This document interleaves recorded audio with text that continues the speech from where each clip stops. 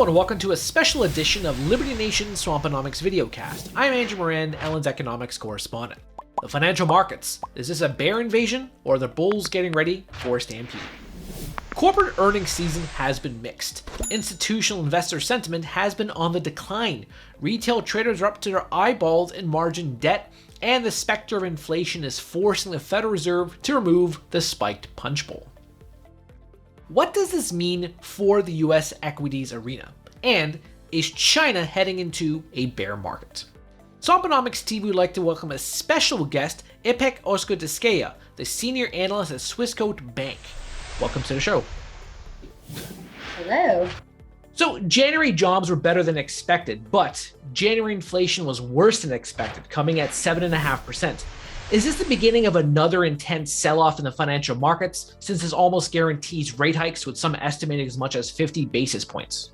Yes, well, inflation is accelerating. It's accelerating faster than expected, and it sure revives the Federal Reserve hawks, and it will sure further weigh on the market sentiment as we see the major US indices trading south after the figure. And, well, the bears could now take the reins off the market and destroy the last couple of days of gains and even make an attempt to go lower than the January dips that we saw in the major US indices.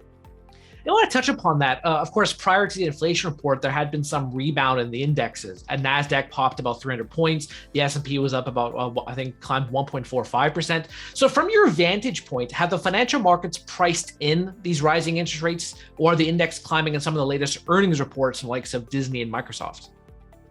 Well, it's true that the earnings came at the right time to reverse the sell-off triggered by the aggressive pricing of the Fed expectations since the beginning of this year. Well, obviously, not all companies did as great as Disney or Uber, and I'm thinking about how Netflix and Facebook got hammered here at this earnings season. But the aggregate earnings were strong, and that kind of threw some cold water on the overheating market, in my opinion. Now, of course, the end of this earnings season will leave investors with little to look forward to, or little to find something that they could hold on to, as the next steps are, well, the Fed hiking the interest rates and tightening its balance sheet. So depending on the data, and the data doesn't look good for inflation, obviously, and how the Fed expectations will be shaping, we may actually not have reach a bottom in the major US indices in January, and the sell-off could well continue. But this being said, the expectations are fairly hawkish right now, with some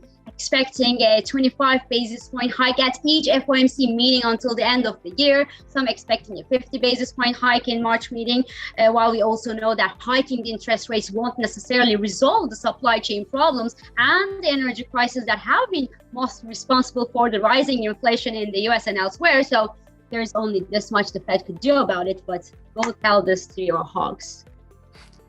So I've seen some data as of late showing that hedge funds have been on a short selling spree and that institutional investor sentiment is lower. So exactly who is driving this market? Who's participating in buying up the stocks? Is it mostly the armchair retail traders the meme stocks, the Wall Street bet folks? Who's buying up?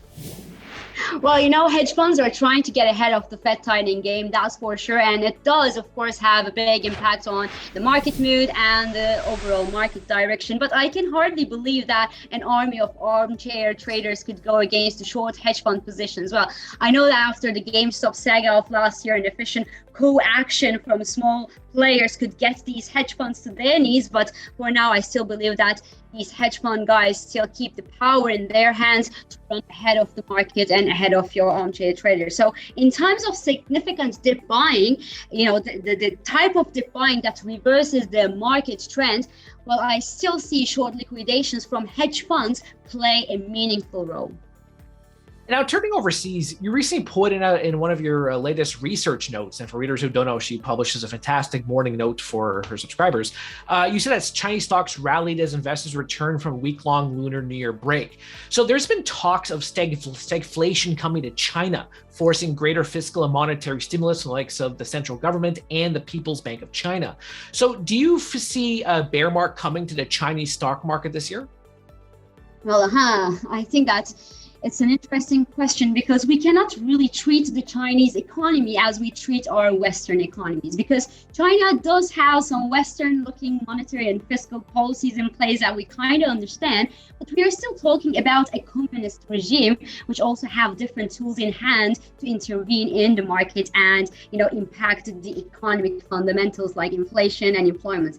Especially employment, because, the government, if the Chinese government wants to create 1 million jobs by tomorrow morning, well, they will do that. They will simply, put more people, for example, in the streets who would do like go to keep them away from being jobless. So I lived in China and I saw all kind of little jobs to, keep people away from being jobless. So I have a hard time seeing jobless rate picking up in a communist regime to trigger a stagflation.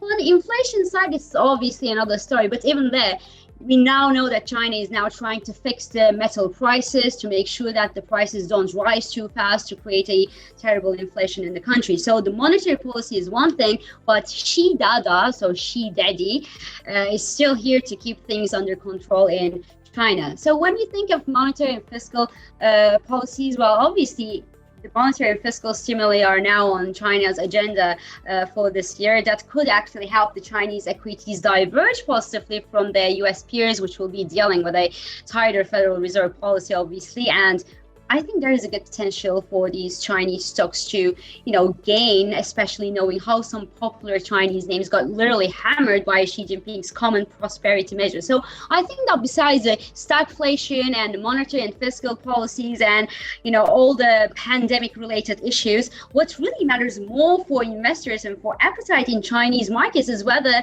this common prosperity will keep pulling the rug from under the Chinese stocks' feet, or whether it's over and investors could now lightheartedly go back to the Chinese stocks. So now we know if President Xi ever leaves office, he has a new rap career with the name Z Daddy. So you can thank Ipek for that. All right, so thank you very much for coming onto the program. It's very much appreciated. And everyone, be sure to subscribe to our great research notes. Thank you. Thank you. Whether it is big trouble in Little America or China, it is clear that winter has come for the stock market. Now that central banks are tightening monetary policy, politicians and investors are no longer getting drunk on cheap money. But the consequences of this lost weekend, a la the old Ray Milland movie, are coming to fruition in the form of rampant price inflation and sell-offs on the New York Stock Exchange. What can save us exactly? Well, perhaps Jerome Powell and company will feel sorry for the addicts on Main Street and Wall Street and give everyone one last liquidity injection to scratch the monkey on everyone's back. That's it for me this week. Please read my full Swamponomics column each week on LibertyNation.com, and you can watch my Swamponomics videocast on our YouTube channel. Thank you. We're doing it for real, really real. Liberty Nation. And Jeff Charles, contributor for LibertyNation.com. I think we're starting to make an impact. Liberty style, fight for freedom. Maybe tracking polls sponsored by Liberty Nation for Thursday. Mentioned by Dan Bongino, Rasmussen, Jordan Peterson, and I others. can do it again if you want me to. Cited in Mark Levin's American Marxism. I think we're starting to make a really big impact. Get noticed. We're doing it. Rock on. I'm gone.